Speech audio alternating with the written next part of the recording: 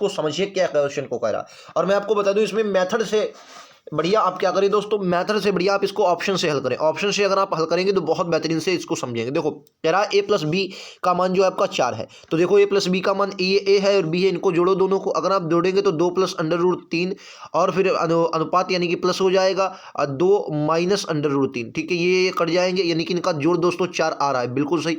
अब इनकी दोनों की गुणा करके देख लो, अगर आप गुणा करेंगे तो 2 प्लस अंडर रूट 3 और फिर ये गुणे में हो जाएगा 2 माइनस अंडर रूट 3। अब इनकी गुणा करवाओ, सबकी अगर आप गुणा करवाओगे देखो ये बन रहा है, अगर आप इनकी गुणा भी करवाएंगे तो ये भी आपका 1 बनेगा, लेकिन अंडर रूट में, तो यानी कि इसका मान आपका 1 ही आएगा, क्योंकि अंडर रूट में 1 तो 1 ही होता है। इसकी मल्टीप्लाई करवाओ, 2 से मल्टीप्लाई करवाओ, 2 दूनी 4 आ जाएगा, ठीक है। 2 की इसके 2 अंडर रूट 3 ही बनेगा, 2 अंडर रूट 3 बनेगा, ठीक है, ये प्लस का बनेगा, ठीक है। फिर से अब 3 की मल्टीप्लाई करवाओगे, 3 अंडर रूट फिर से 2 अंडर रूट 3 बनेगा शायद, ठीक है। और फिर से ये कितना बनेगा भाई, 3 का 3 ही रहेगा, तो 4 में से 3 गया 1 बचा, ठीक। लेकिन 3 3 9, 3 3 प्लस का 3 माइनस का 3 माइनस का 3, ये 1 मिनट, ये माइनस का बनेगा, सॉरी एक मिनट दोस्तों, ये इसकी मल्टीप्लाई इसमें होगी तो ये माइनस का बनेगा, ये वाला ये माइनस का बनेगा, ठीक है, ये माइनस का बना। और इसकी मल्टीप्लाई इसमें होगी, ये भी माइनस का बनेगा, ठीक है, ठीक है। तो ये और ये कट गए, 4 में से 3 गया, तो आपका कितना बचा, 1 बचा, यानी कि यही आपका राइट आंसर विकल्प उत्तर ये सही है। क्लियर है,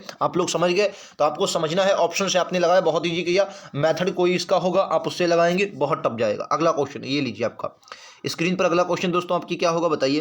कह रहा 2 घनों का आयतन का अनुपात 8:3। अच्छा, घनों का आयतन होता क्या, तो आप कहेंगे घन का जो आयतन होता है दोस्तों वो भुजा क्यूब होता है, भुजा क्यूब ही घन का आयतन होता है। अगर मैं इनकी भुजाओं का अनुपात निकालूं तो पहली जो ए है, ए का अनुपात निकलेगा आपके पास 2, और जो बी आ जाएगा, बी मान लिया घन है, बी है, उसका अनुपात आपके पास निकलेगा 55 25 25 125, ठीक है। अब उनसे कहा है, उसने कहा उनके क्षेत्रफलों का अनुपात बताइए। पृष्ठीय क्षेत्रफल, पृष्ठीय क्षेत्रफल जो होते हैं वो 6 भुजा होते हैं, 6 भुजा स्क्वायर, 6 भुजा स्क्वायर होता है, ठीक है। तो पहली का अगर देखो तो 6 भुजा ए है, तो ए का है 4, तो 2 दूनी 4, इसका आ जाएगा 4, और उसके बाद 6 गुणे 55 25, ठीक है। इसका आप निकाल दीजिए, अगर आप इसका निकालेंगे तो ये 6 से 6 तो कट जाएगा, 4:5 आएगा, सॉरी 4:25 आएगा। विकल्प उत्तर आपको ए में दिया है। उम्मीद है आप सभी लोग समझ गए होंगे। समझिए क्वेश्चन ने क्या कहा, पहले आपको आयतन निकालने हैं, आयतन आपने भुजा निकाल लिया आयतनों से, फिर आपको पृष्ठीय क्षेत्रफल निकाल लिया है। आइए अगले पर चलते हैं, ये लीजिए। किराया एक मोटर यात्री 150 किलोमीटर की दूर एक स्थान की यात्रा 50 किलोमीटर प्रति घंटा की औसत गति से करता है और 30 किलोमीटर प्रति घंटा की गति से वापस आता है। पूरी यात्रा के लिए उसकी औसत गति किलोमीटर प्रति घंटे में बताइए। देखिए औसत गति वाला जब भी फार्मूला, सीधे आपको फार्मूला लगाना है 2 एक्स वाई बटे एक्स प्लस वाई। अगर 2 चालें आपको दी होती तो 2 आपको कितना दिया, 2, पहली चाल आपको 50 है, दूसरी चाल आपको 30 है, दोनों का योग देख लिए, 5 3 8 80 हो जाएगा, ठीक है। काटा पीटी कर दो, आंसर आ जाए। काटा पीटी करेंगे, 0 से 0, 2 से ये 4 पर, 5 3 15, 15 बटे 4, तो एक मिनट यार, कुछ गड़बड़ हुआ भाई, कुछ गड़बड़ हुआ क्या, किराया पूरी, अच्छा तो इसमें क्या कुल दूरी बटे कुल समय लगेगा। एक मोटर गाड़ी 150 किलोमीटर दूर एक स्थान से 50 किलोमीटर प्रति घंटा की औसत गति से यात्रा करता है और 30 किलोमीटर प्रति घंटा की गति से वापस आता है। तो सही तो है यार, 50 30 80 हो जाएगा, 0 से काट लिया, 5 3 15, नहीं एक ये 0 150 बनेगा, क्योंकि ये 0 ये भी तो सेफ है, ठीक है, 150 बनेगा। अब इसको काटो 4 से, तो 4 3 12, 3 बचा, 12 3 15, 30 हुआ, 4 7 28, 2 बचा, पॉइंट लगेंगे, 20 हो जाएगा, तो 4 पंचे 20, 37.5 ऑप्शन नंबर ए में दिया गया। उम्मीद है समझ गए होंगे। क्वेश्चन गलत आए, सॉरी ऐसा क्वेश्चन जब भी आए तो गलत नहीं कराना, एग्जाम में ऐसे क्वेश्चन बनेंगे, ठीक है। आओ अगले पर चलेंगे, ये लीजिए। कह दोस्तों एक कमीज का अंकित मूल्य 250 है और 237.60 पर उपलब्ध है, तो छूट की दर क्या। देखो 270 की कोई चीज़ है, ठीक है, और आपको दी कितनी है, आपको दी गई है वो 237.60 पर, तो आपको देखेंगे तो आपको छूट कितनी मिली, तो आप कहेंगे जो हमें छूट दोस्तों मिली है वो 32.40 की मिली है, 32.40 की, तो इसे आप 32.4 कर ले, ठीक है। और गुणे का क्या लगाएंगे, 100 लगाएंगे, गुणे का लगाएंगे 100, ठीक है। तो आप देखेंगे तो क्योंकि इसमें अप्रोक्स है तो अप्रोक्स ही आप लगा सकते हैं, लगभग ये आपको मिलेगा। काटा पीटी करेंगे, काटा पीटी करेंगे, एक 0 से ये 0 देखो चला जाएगा, ठीक है, और इससे ये चला जाएगा।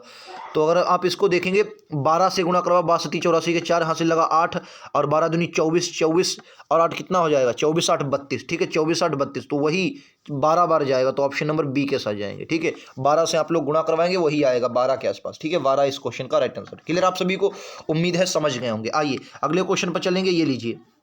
कह रहा है एक टीवी 21,000 की कीमत पर खरीदा गया, एक वर्ष के बाद टीवी के मूल्य में 5% की कमी आई, एक वर्ष के बाद टीवी का मूल्य क्या होगा।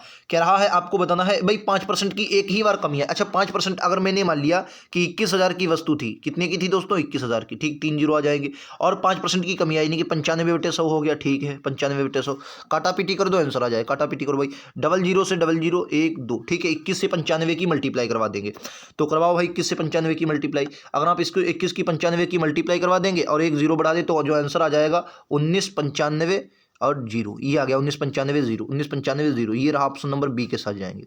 क्लियर है, समझ में आया। आइए अगले पर चलते हैं, ये लीजिए, ये देखिए कह रहा है यन एक सम, यदि यन सम है तो यन -6 - 1 को विभाजित किया जाता है। देखो तो ये किससे विभाजित, देखो यन उसने कहा यन सम है, तो सम के मतलब कुछ भी आप रख सकते हैं, सबसे छोटी संख्या क्या लिख दें 2 लिख दें, तो मैंने मान लिया यन बराबर 2 है, ठीक है, तो 6 है, 6 - 2 - 1 मतलब 6 का इनकी जगह पर 2 लिख दिया, माइनस 6 6 36 हो जाएगा, और 36 - 1 कितना आ जाएगा 35, विकल्प उत्तर कितना आ जाएगा बी आ जाएगा। समझ गए, उम्मीद है क्लियर होगा। क्वेश्चन ऐसा है कभी भी गलत नहीं करेंगे, एग्जाम में बनेंगे भी दोस्तों ऐसे क्वेश्चन। आइए अगले पर चलते हैं, ये लीजिए एक राशि 16 वर्ष सॉरी हाँ एक राशि 16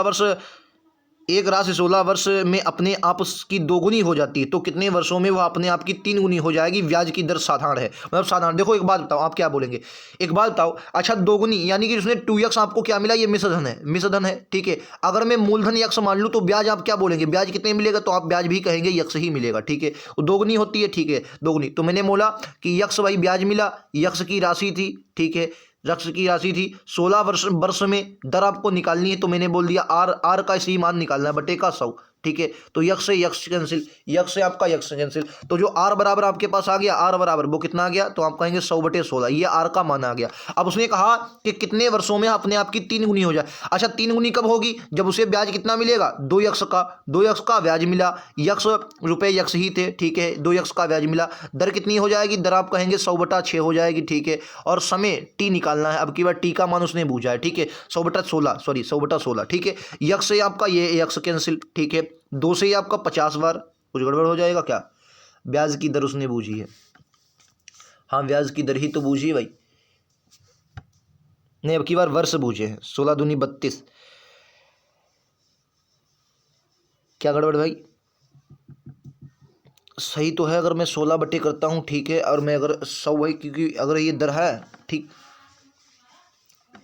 आर बराबर 25/4 वही बात, ठीक है सर, 2 आ गया, 25/4 लिख लो, 4 से कटो, बात वही है, ठीक है सर। अच्छा यहाँ पर 100 में लगाने को भूल गया, माफ़ी चाहेंगे, यहाँ पर 100% ये फार्मूले में तो होता है, तभी मैं कहूँ गलत मुझे क्यों लग रहा है, 100 में फार्मूले में होता है, तो 100 से 100 कैंसिल, ठीक है, और ये 2 सेफ है, ठीक है, और ये समय कितना हो जाएगा 16 दूनी 32, टी बराबर कितना आ गया 32। मैं फिर से बता देता हूँ, आप लोग मतलब इसको कन्फ्यूज हो जाएंगे, फिर से देखिए एक बार, देखो ये तो आपको पता चल गया 2x का ब्याज मिलेगा, ठीक है, और ये यक्ष रुपये है, 100/16 ये आपकी दर है, टी आपको निकालना है, और 100 क्या होता है, 100 होता है फार्मूले में, ठीक है। आओ काटा पीटी करते, देखो 100 से 100 कैंसिल, ठीक है, 16 दूनी यक्ष से यक्ष कैंसिल, 16 दूनी 32, टी बराबर कितना आ गया 32 आ गया। क्लियर है आप सभी को, उम्मीद है समझ में आया होगा, ये राइट आंसर होगा। अगला देखिए, ये लीजिए, ये थोड़ा जटिल क्वेश्चन हो सकता है आप सभी के लिए। कि रात 3 संख्याओं का एलसीएम 2310 है और उनका एचसीएफ 5 है, इनमें से 2 संख्याएं 700 और 770 हैं, तो अपेक्षिक तीसरा मान क्या होगा, मतलब अपेक्षिक ऐसा क्या हो सकता है तीसरा मान। मैं आपको बताऊं, देखो आप क्या मान ले, तीसरी संख्या मान ले 5, आप कहेंगे 5x क्यों मानी, क्योंकि उसने एचसीएफ यक्ष दिया। कोई भी संख्या जो होती है वो एचसीएफ से हमेशा कटेगी दोस्तों, ठीक है, कोई भी संख्या होती है वो मासा अपनी मासा से हमेशा कटेगी, ठीक है, तो ये 5x हो गया। अच्छा 2 संख्या आपको दी है 700 और 780, अगर मैं 700 770 और 5x इनका लासा ले लूँ तो क्या बोलेंगे, तो आप इनका लासा लेंगे तो आपके पास लासा आएगा दोस्तों, लासा आएगा 7700 यक्ष, 7700 यक्ष आएगा लासा, और इस 7700 यक्ष का मान आपको कितना दिया गया, आप कहेंगे 23,100 दिया गया, ठीक है। काटा पीटी कर दो तो 00 से आपका 00 जाएगा, ठीक है, 00 से 00, ये देखो 7 या 21 जाएगा, 7 या 21, तो कितना आ गया, यक्ष बराबर कितना आ गया, तो आप कहेंगे 3 वर्ग गया, यक्ष बराबर आपका 3 आ गया, यक्ष बराबर कितना आ गया 3। क्लियर है आप सभी को, उम्मीद है समझ में आया होगा। अब कह रहा है तीसरी संख्या, तो आपने मानी कितनी थी 5x मानी, तो तीसरी संख्या आपकी 15 आ गई। अब आपको ऑप्शन देखिए बहुत दिए गए हैं, तो उसने कहा कि अपेक्षिक तीसरा मान क्या हो सकता है। अब संख्या कौन सी होगी, संख्या अब हमेशा एक तो 15 से कटेगी, क्योंकि 15 से हमेशा संख्या कटेगी, तो मुझे लगता है 165 15 से कटेगा, बिल्कुल कटता है भाई 11 बार। 180 15 से 12 बार जाएगा, 165 भी कटता है, ठीक है। अब उसने कहा कौन सी आपको संख्या बतानी। देखो एक बात बता दो, ये सभी कटती हैं। अब आपको हमेशा याद रखना है विकल्प जो हमेशा वो बनेगा वो पहली बात 15 से गुणनखंड होगा और 2310 से विभाजित होगा। क्या है 2310 जो होगा उससे 2310 को क्या करेगा विभाजित करेगा, ये हमेशा याद रखेंगे। तो इस हिसाब से जो आपका विकल्प बनेगा वो आपका बनेगा 15, 75, 165 और 825। 15, 75, 75, 165, 825 ये बनेगा। ये 2310 से भी 15 का गुणनखंड हो और 2310 को विभाजित करे। क्लियर आप सभी को, क्लियर है। चलिए आइए अगले क्वेश्चन पर चलते हैं। ये लीजिए आपका अगला, ये थोड़ा जटिल क्वेश्चन था भाई।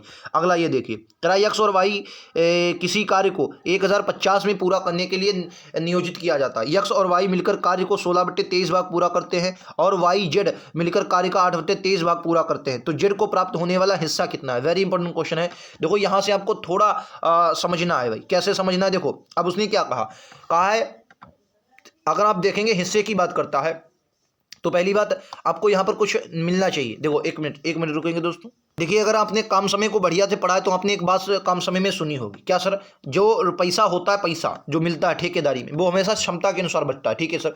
अगर मैं बात करूं, अगर भाई 1050 रुपये मिले होंगे, सॉरी 1058 रुपये मिले होंगे और वाई और जेड ने, उसने पूछा यक्स को प्राप्त होने वाली राशि, तो वाई जेड ने कितना मिलकर कार्य किया, तो आप कहेंगे 8/23 किया। कितना सर किया 8/23। तो राशि भी इनको इसी अनुपात में मिलेगी, आप कहेंगे बिल्कुल। 23 से भाई काट लेंगे, जब 23 से इसको आप काट लेंगे, 23 से काटो कितनी बार जाएगा ये, 23 से 23 पंचे निपंचे तो 115 हो जाएगा। ये आपका जाएगा, फिलहाल इसको अगर आप काटेंगे 368 आ जाएगा। कितना आ जाएगा 368, यानी कि जो रुपया मिला है, रुपया 368 मिला है। कितना मिला है 368। किसको, ये किसको मिला, ये सर वाई को मिला और किसको मिला, और जेड को मिला। वाई जेड को दोनों को मिला। अच्छा कुल रुपया कितना है, तो आप कहेंगे 1058। अगर वाई जेड को मैं निकाल दूँ 368 रुपये तो मुझे पता चल जाएगा किसका, तो आप कहेंगे साफ साफ मुझे पता चल रहा है भाई, साफ साफ 690 मुझे पता चल रहा है किसका, तो कहेंगे यक्स का। यक्स का हिस्सा कितना है 690, यक्स का हिस्सा 690 हो जाएगा। उम्मीद है आप सभी को समझ में आया होगा।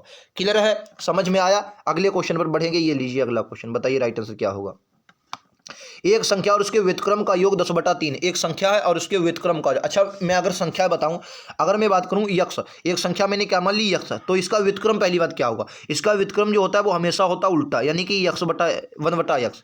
ये होगा इसका जो योग दिया गया वो आपको कितना 10/3 दिया गया। अब देखो 10/3 दिया गया, ठीक है। अब आपको बताना है कि 10/3 दिया गया, तो आपको बताना है यक्स बराबर क्या हो सकता है। तो देखो यक्स बराबर आप क्या लिख सकते हैं, दिमाग लगाओ। तो क्योंकि यक्स बराबर अगर मैं क्या लिख, तो कह रहा है तो संख्याएं हैं। अच्छा संख्याएं अलग अलग, एक संख्या और उसके व्युत्क्रम का योग, मतलब व्युत्क्रम भी निकालना है, संख्या भी निकालनी है।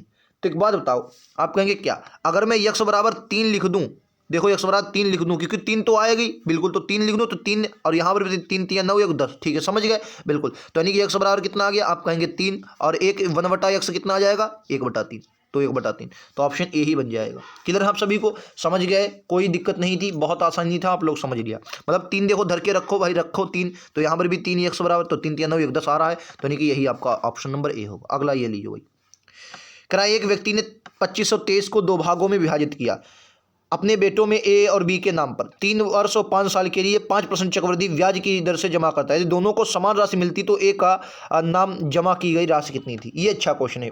पहली बात उसने क्या कहा, भाई जो पैसा है सॉरी दोस्तों, जो पैसा है वो समान मिलता है, ठीक है, समान पैसा मिलता है। तो एक बार रुकेंगे, इस क्वेश्चन को देखेंगे थोड़ा। देखो दोस्तों इस क्वेश्चन को कैसे लगा सकते हैं। मान लो भाई धनराशि आपने एक को यक्स दी, अगर यक्स को एक धनराशि दोगे तो कितने हो गए 5% वृद्धि है। तो पहले को अगर मैं यक्स दूं, किसको, मैंने मान लिया यक्स है, ये का हिस्सा यक्स है, ठीक है यक्स है, तो इसको मैंने क्या किया भाई, आप 5% की फ्रैक्शन वैल्यू निकालें कितनी आएगी, तो आप क्या बोलेंगे 5% की फ्रैक्शन वैल्यू अगर आप निकालेंगे तो 1/20 निकलेगी, यानी कि जो ब्याज होगा वो 20 से 21 रहेगा, ठीक है, यानी कि 20 से 21 रहा, ठीक है 21। और कितना वर्ष है, तो आप कहेंगे पहले वाले को 3 वर्षों के लिए दिया, ठीक है। अब बी की बात करेंगे, ये अब आपके पास रुपया कितना बचा भाई, यक्स तो आप दे चुके, कुल रुपया कितना था 2523, तो आपके जब रुपया बचा है वो 2523 माइनस यक्स बचा है, 2523 माइनस यक्स बचा है, और फिर राशि वही है। अब की बार भी कितना 21 बटा, क्योंकि दर तो वही है, लेकिन अब की बार ये है कितने वर्षों के लिए 5 वर्षों के लिए, ठीक है। शुरू करो, काटा पीटी करो। अब आप देखो, अगर आप इसको देखो ये इधर लाओगे, ठीक है, और इसको इधर ले जाओगे, क्योंकि भाग में देखो गुणा में है और इधर आएगा भाग में हो जाएगा, ठीक है, ये भाग में होगा बिल्कुल सही। तो ये भाई गुणा में है, इधर आएगा भाग में होगा, ठीक है। तो यक्स बटे कितना आ जाएगा 2523 माइनस का यक्स, ठीक है, और ये देखो इधर भाग में जाएगा, तो देखो भाई इसकी 5 घात है, इसकी घात कितनी आपको लग रहा है 5 है, और इसकी घात 3, यानी घट जाएंगे तो घात कितनी बची क्योंकि भाग में घातें घटती हैं, गुणा में घातें जुड़ती हैं। तो 21/20 की घात कितनी बची? आप कहेंगे घात बची है 2 दोस्तों, ठीक है। अगर आप इसको देखेंगे तो घात बची 2, तो डायरेक्ट मैं इसको लिख लूँ तो आप कहेंगे इसको कितना लिख सकता हूँ? आप कहेंगे भाई 4 का 21 का स्क्वायर 441 और 20 का 400 में लिख सकता हूँ। बिल्कुल सही। अब देखो, अब आपके पास कितना बचा? अब अगर मैं गुणा करवाऊँ 400 की x से तो कितना आ जाएगा? 400x इधर आ जाएगा भाई 400x, ठीक है। बराबर, अब अगर 400x आ गया, ठीक है, और बराबर में मैं देखूं तो भाई 441 है ना, ये कितना है? 441। तो 441 गुणे का 2523, ठीक है, और माइनस का 441 यक्स, यही है बिल्कुल। तो 441 एक्स माइनस का है, ये प्लस का है, इधर आएगा, जुड़ जाएंगे, ठीक है। तो जुड़ जाएंगे, ये कितना हो जाएगा? 841 एक्स। कितना हो जाएगा? 841 यक्स, 841 एक्स, ठीक है। 841 एक्स हो गया, बिल्कुल सही। और इधर आपका कितना बचेगा? ये आपका कितना है? 441 गुणे 25, एक मिनट यार, 2523, ठीक है, 2523।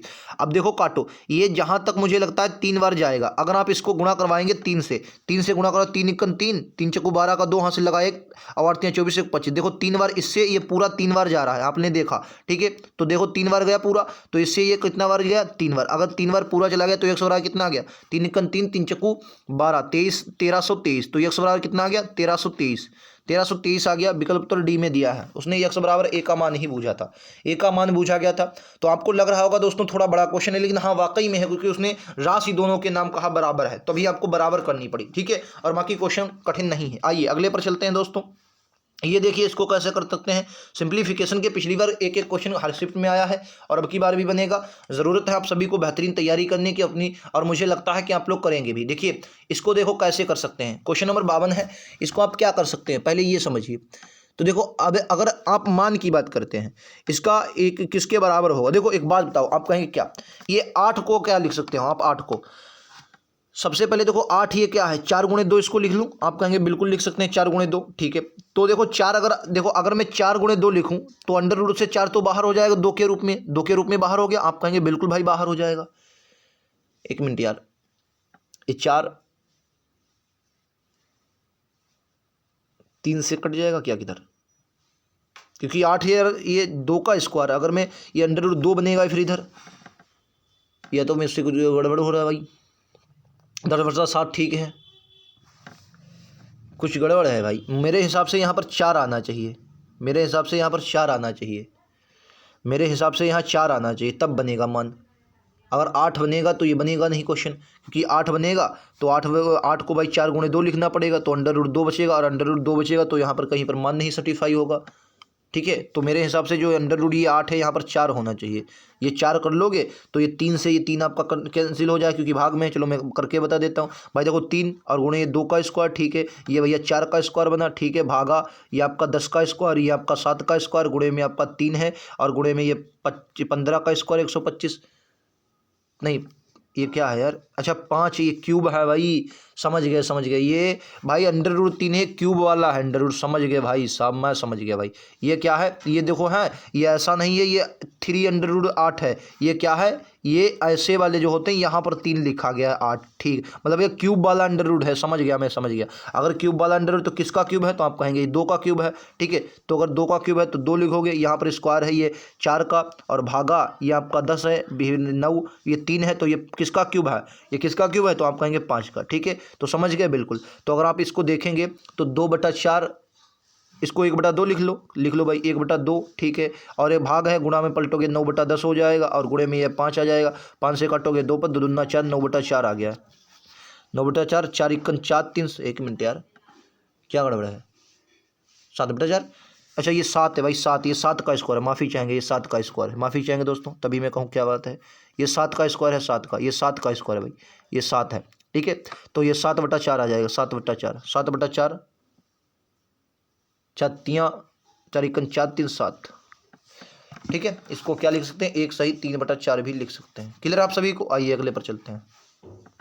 दो संख्याएं एक तीसरी संख्या से क्रमशः 20% 40% अधिक है। खूब एग्जाम में लगातार ऐसा क्वेश्चन आता है। मान लिया तीसरी संख्या आपकी 100 है, पहली संख्या 20% अधिक यानी कि 120 हो जाएगी, और दूसरी संख्या 40% अधिक यानी कि 140 हो जाएगी। कितनी हो जाएगी? 140 हो जाएगी। पहली संख्या का प्रतिशत दूसरी संख्या से कम है, मतलब कितना, अच्छा पहली संख्या का प्रतिशत दूसरी संख्या से कम है, दूसरी से कम है, तो दूसरी से कितना कम है, तो आप कहेंगे 20, किससे, दूसरी से, ठीक है। 1 बटा कितना आ जाएगा, 1/7, 1/7 किसकी वैल्यू होती है, 14 से 2/7% की होती है, 14 से 2/7% की होती है 1/7 फ्रैक्शन वैल्यू। क्लियर आप सभी को, उम्मीद है समझ गए होंगे, ठीक है, उम्मीद है समझ गए, 14 से 2/7% आएगा। क्लियर आप सभी को। आइए अगले पर चलते हैं, ये लीजिए, ये देखिए, इसको बताइए, ये भी अच्छा क्वेश्चन है, ये तो आप लगा सकते हैं, किसके बराबर है आपको बताना है। ये तो डबल डबल मुझे लगता है दिए गए हैं, नहीं, एक बार इंग्लिश में एक बार हिंदी में है, ये पूरा ही लिखा गया है आई थिंक, इक्वल टू मतलब बराबर, अच्छा मतलब पूरा ही लिखा गया, ये पूरा है 60 वगैरह। देखो ये आए ऐसे क्वेश्चन पिछली बार खूब आए, तो देखो ये 60 है, ये मतलब सॉरी 30 है, भागा में 6, गुणे का 5, ठीक है, फिर का 2, प्लस में 3, ठीक है, माइनस ये द्वितीय 6, 6 से 12 की मल्टीप्लाई होगी, 6 दूनी सॉरी 6 बाछंग 72, ठीक है, 72 हो गया, ठीक है। तो ये काटोगे 5 पर, 25, 25 गुणे का ये कितना हो जाए 5 माइनस का 72, 25 पंचे 125 माइनस का 72, सही कर रहा हूँ मैं, बिल्कुल शायद 3, 7 5 12 53, ऑप्शन नंबर ए के साथ जाएंगे। क्लियर आप सभी को, उम्मीद है समझ में आया होगा, एक एक पॉइंट नोट करते चलेंगे, बहुत आसान तरीके से आप लोग समझेंगे। आइए दोस्तों अगले क्वेश्चन पर चलते हैं, ये देखिए, कह रहा 18 गेंदों को 900 में बेचने पर 6 गेंदों के क्रय मूल्य के बराबर हानि होती है। देखो एक बात बताओ, 900 में बेचा तो 6 गेंदों के क्रय मूल्य के बराबर हानि हुई, 900 में बेचा तो एक बात बताओ, आप सिंपल पूछें भाई क्या है, अच्छा गेंदे बेची खरीदी कितनी गई, तो आप कहेंगे 18 गेंदे, 900 को बाद में देखें, 18 गेंदे, अच्छा हानि बराबर होता क्या है, 6 गेंदों के क्रय मूल्य यानी 6 कॉस्ट प्राइस के बराबर हानि, हानि का होता क्या है, तो हानि जब भी होगी तो कॉस्ट प्राइस ज़्यादा होगा, यानी कि 18 कॉस्ट प्राइस माइनस 18 ही सेलिंग प्राइस, ठीक है, समझ गए। ये कॉस्ट प्राइस है, ये सेलिंग प्राइस इधर आएगा घट जाएगा, तो ये बचेगा 12, ये कितना हो जाएगा भाई 18 सेलिंग प्राइस, ये मतलब इधर आएगा 18 सेलिंग प्राइस बराबर 12 कॉस्ट प्राइस, ये समझ रहे हैं आप लोग, बिल्कुल समझ रहे होंगे। 6 3 18, 6 दूनी 12, ठीक है। ये आपका अगर यहाँ से आप एसपी और सीपी का मान निकालेंगे, ठीक है, एसपी और सीपी का, तो आपका ये जो हो जाएगा 2, 1 मिनट यार, ये 2/3, यानी कोई चीज़ आपने कितने में खरीदी, 3 में खरीदी तो 900 में बेची, अब कह रहा 9 बेची कितने में, 2 की वैल्यू आपको दी कितनी है, आप कहेंगे 2, ठीक है। अच्छा एक बात बताओ, 1800 में कितनी बेची, 900 में बेची, 18 जो वस्तुएं हैं वो कितने 900 में बेची, यानी कि एक कितने में बेची होगी, तो आप कहेंगे 18 पंचे 90, 50 रुपये में, एक कितने में बेची 50 रुपये में, यानी कि सेलिंग प्राइस जो 2 है, 2 का मान आपको कितना दिया है, 2 का मान दिया है आपको 50, 2 का मान कितना दिया 50, यानी कितने गुना ज़्यादा, 2 गुना सॉरी 25 गुना ज़्यादा, तो इसलिए ये भी आपके 25 गुना ज़्यादा हो जाए, कितने जाए 25 75, तो आ गया। गेंद का क्रय मूल्य कितना था, एक गेंद का क्रय मूल्य 75 रुपये था, ठीक है, समझ गए। एक गेंद का क्रय मूल्य दोस्तों कितना था, 75 रुपये। उम्मीद है समझ में आया होगा, मैं फिर से आप सभी को समझाने की कोशिश कर रहा हूँ, ऐसा क्वेश्चन आपने पहले ये तो ये हल कर लिया, ठीक है, ठीक है। उसके बाद क्या करना है, उसके बाद देखो भाई 18 गेंदें बेची कितने में, 1800, तो एक गेंद का विक्रय मूल्य कितना आ जाएगा 50 रुपये, तो भाई सेलिंग प्राइस 2 है, 2 का मान आपको 25, तो एक का मान खरीदी कितने में 75 में होगी। क्लियर है आप सभी को। आइए अगले पर चलते हैं, ये लीजिए, कह रहा है एक्स को एक काम 116 दिन में कर सकता है, वाई द्वारा कितने दिनों में पूरा किया जाएगा यदि वाई की दक्षता यक्स की तुलना में 60% अधिक है, 60% अधिक है, किसकी, वाई की तुलना में। एक बात बताओ, आप सिंपल एक फार्मूला में कर रहा हूँ, सिंपल एक बात बताओ, अगर वाई की अधिक है, कह रहा हूँ वाई की दक्षता यक्स की तुलना में 60% अधिक है, 60% अधिक ही है सर, एक मिनट में देख लेता हूँ भाई, 60% अधिक है वाई की दक्षता, मतलब वाई ज़्यादा है यक्स से, यक्स और वाई की द्वारा लिया गया समय, एक मिनट यार, यक्स की ये यदि वाई की दक्षता यक्स की तुलना में 60% अधिक है, यक्स की तुलना में 60% अधिक है, ठीक है, तो यक्स किसी कार्य को यक्स की तुलना में 60% अधिक है,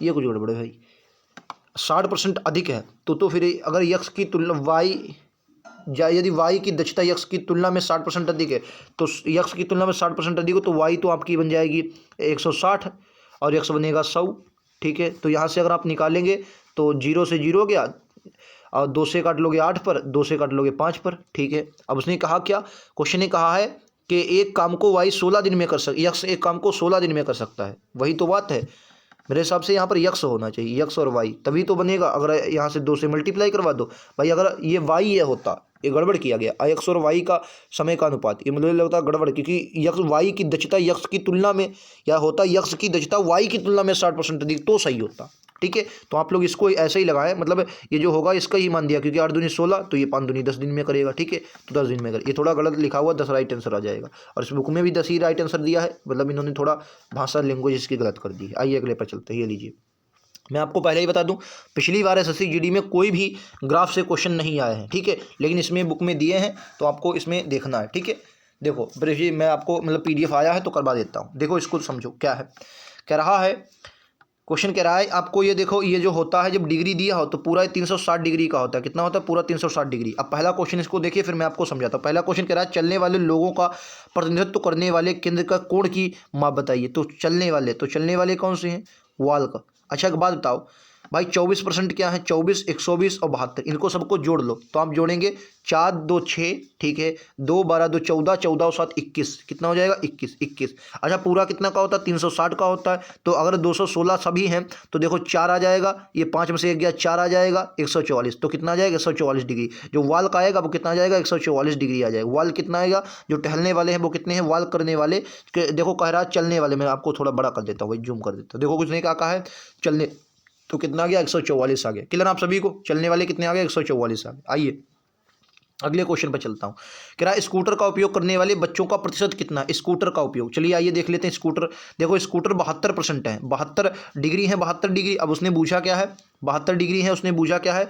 स्कूटर करने वाले प्रयोग। अच्छा एक बात हमेशा याद रखना, जो 360 डिग्री दिया होता है ये 100% की वैल्यू होती है। कितनी? 100% की वैल्यू होती है। 360 डिग्री कितने होते हैं? 100% की वैल्यू होती है, ठीक है। अब उसने पूछा क्या है? अगर भाई, क्योंकि 100% की वैल्यू होती है, ठीक है। अब उसने पूछा क्या है? 72, यानी कि अगर मैं देखूँ 72 ये कितने गुना है? अगर 36 पंचे भाई कितने? 1/5 गुना हो जाएगा ना 72, 1/5 होगा, तो इसका भी 1/5 निकालेंगे तो कितना आएगा? 20%। कितना आएगा? 20%। तो इस क्वेश्चन का राइट आंसर कितना आएगा? 20%। आप इसको ऐसे भी कर सकते हैं, 72/360, और क्योंकि आपको 100 की वैल्यू निकालनी है, कर लो 72 पंचे और 5 से काटोगे 20 पर, तब भी आपका परसेंटेज में आंसर 20% ही आएगा। उम्मीद है आप सभी को समझ में आ गया होगा।